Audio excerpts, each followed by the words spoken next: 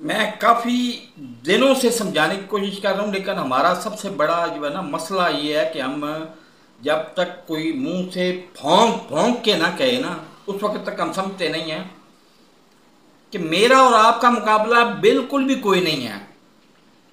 आपने सपोर्ट करनी है, आपने कहना है कि आप बैनर लगा लो और काम शुरू करो, कोई कोई आएगा तो देख लेंगे, या इस तरह से करना। तो उसके मुताबिक मैं उसको पहली स्टेज में तो खुद फारग करने की कोशिश करूंगा, लेकिन फिर अगर ना फारग हुआ तो फिर मैं आपकी तरफ लेके आऊंगा कि ये पकड़ो, ये बंदा है, ये इसको पकड़ो, या इसको कोई ले दे के फारग करो। मेरा तो इससे कोई ताल्लुक नहीं होगा। दूसरा, हर मामले में ना कुछ बंदे की तबीयत को देख के चलना चाहिए। अब फर्ज करो, अभी तो मामला उसके बिल्कुल उलट चल रहा है ना, कि अभी आज उसने जबरदस्ती मुझे ये पानी की क्रिस्टल की बड़ी बोतलें ला के दे दी हैं। यानी 3,500 का पानी उसने ला के दे दिया है। 3,000 मुझे नहीं दिया कि मैं जाके 19 लीटर पानी खरीद लूँ। उसने 18 लीटर मुझे 3,500 में ला के दे दिया है। और भी बहुत सारी बातें हैं। एक दो बातें अभी आपको तस्करा शुरू कर दे, तो इससे ज़्यादा मेरी कैपेसिटी भी नहीं है। एक तो बात यह कि इन्होंने, अजमल साहब ने कुछ 7 या 8 लाख का किस्तों पे मोटरसाइकिल लेके दिया। ज़मानत अजमल साहब ने दी और किस्तों पे लेके दिया इसको, अल्लाह भला करे इस हारत साहब को। वो किस्तें देते रहे और सुनने में आया, मेरे सामने डायरेक्ट ना कभी बात हुई, ना मैंने कभी पूछा, ना इन्होंने बताया मुझे। मैंने पूछा ही नहीं तो बताना क्या था इन्होंने, कि वो मोटरसाइकिल 2-3 दिन इधर इनके दफ्तर में भी खड़ा रहा, क्योंकि उन्होंने किस्तें पे नहीं की थी और अजमल साहब ने उसको पकड़ के यहाँ पे खड़ा कर दिया था। फिर वल्लाहु आलम बिस्सवाब, मुझे नहीं पता इस बात का कि शायद उसके वालिद साहब आए या कोई और आया तो मोटरसाइकिल इसको वापस मिल गया। शायद हो सकता है इसने सारे के सारे पैसे दे दिए हों, हो सकता है इसने अपनी यकीन दहानी कराई हो कि आगे मैं किस्तें दूंगा, तब इसने किस्तें, तो फिर इसको मिल गया।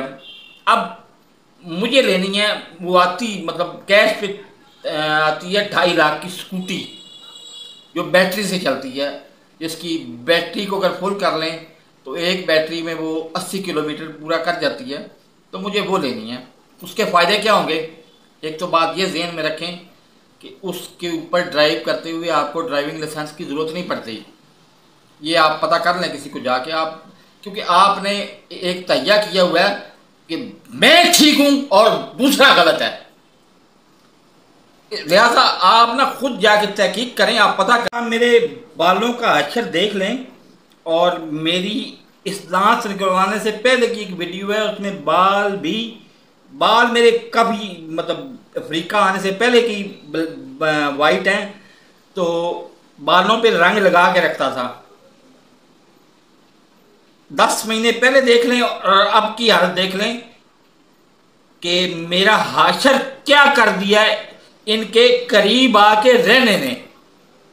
ये जो इज्जत इज्जत इज्जत इज्जत करती है ना, और मैंने भी जिद लगाई हुई है कि मेहंदी लेनी है, अपने हाथों से लेनी है। 5,000 सिपा लेके जाना है, उसका किराया भी खुद देना है, खुद जाके लेके आनी है, मेहंदी खुद लगानी है। इसके हाथों की मेहंदी, या अजमल साहब भी कुछ सोने की मेहंदी भी लगा के दे देंगे ना कि मैंने इस्तेमाल की है और बहुत अच्छी है, ये तुम इस्तेमाल करो, तो मैं उसको हाथ जोड़ूंगा कि भाई तेरी मेहरबानी, मेरी अपनी मेहंदी जो है ना, पैसे दोगे तो मैं ले आऊँगा, नहीं दोगे तो ना लाऊं।